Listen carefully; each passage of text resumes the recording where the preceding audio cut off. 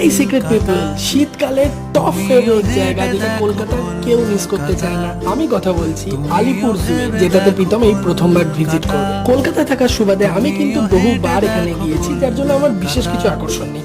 তবে হ্যাঁ, অনেক সময় নতুন নতুন কিছু না কিছু প্রাণী আসতেই থাকে, সেগুলো দেখবার জন্য আমাদের ইন্টারেস্ট থাকে। তাই এক ঢিলে দুই পাখি মারা হবে ভেবে আমি ওর গাইড হয়ে প্রথমবারের জন্য কলকাতার জু ঘোরাতে ওকে। প্রথমেই বলে রাখি, আমি কিন্তু স্পেশালি এখানে প্রচুর প্রচুর পাখি আর সাপ দেখার জন্য যাই। এবারেও খোঁজ নিয়ে জেনেছিলাম যে একটা বড় অ্যানাকোন্ডা আসবার কথা আছে, কিন্তু সামনে গিয়ে যা দেখলাম আই এম তো অবাক।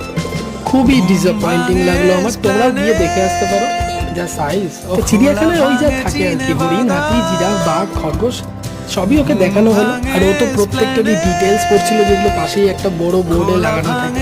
আর তারই সঙ্গে ওর যেমন চলতে থাকে মুখ, সেভাবেই চলছিল, কারণ একটু বাদে বাদে ওর খিদে পেয়ে। চলো আমরা তাহলে এবার বাড়ির দিকে এগোই। আর তোমরা চ্যানেলটাকে সাবস্ক্রাইব করে রেখো, লাইক